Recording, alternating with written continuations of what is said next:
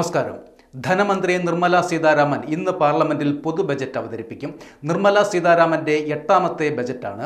ലോക്സഭാ തെരഞ്ഞെടുപ്പ് പടിവാതിലിൽ എത്തിയതിനാൽ ചിലവ് നടത്തിപ്പിനുള്ള തുകയ്ക്ക് വോട്ട് ഓൺ അക്കൗണ്ട് പാസാക്കുകയായിരുന്നു. സാമ്പത്തിക സർവേ അനുസരിച്ച് ഈ വർഷത്തെ വളർച്ചാ നിരക്ക് 6.4 UPI ID വഴിയുള്ള പണമിടപാടുകൾ നിയന്ത്രിക്കുന്ന പുതിയ ചട്ടം കൊണ്ടുവരാൻ സാധ്യതയുണ്ട്. സാമ്പത്തിക വളർച്ചയ്ക്ക് ആക്കം കൂട്ടുന്ന ബജറ്റായിരിക്കും എന്ന പ്രതീക്ഷയിലാണ് ജനങ്ങൾ. കേന്ദ്ര ബജറ്റിൽ പ്രതീക്ഷയിലാണ് കേരളവും. വയനാട് പുനരധിവാസത്തിനും വിഴിഞ്ഞം തുറമുഖത്തിനും പ്രത്യേക പാക്കേജുകൾ വേണമെന്ന ആവശ്യം കേരളം മുന്നോട്ട് വച്ചിട്ടുണ്ട്. വയനാട് പുനരധിവാസത്തിന് 2000 കോടിയുടെ പാക്കേജും വിഴിഞ്ഞത്തിന് 5000 കോടിയും വേണമെന്നാണ് പ്രധാന ആവശ്യം. ഇതടക്കം 24,000 കോടിയുടെ പ്രത്യേക പാക്കേജാണ് കേരളം മുന്നോട്ട് വയ്ക്കുന്നത്. കടമെടുപ്പ് പരിധി 3.5% ഉയർത്തണമെന്നും ആവശ്യപ്പെട്ടിട്ടുണ്ട്.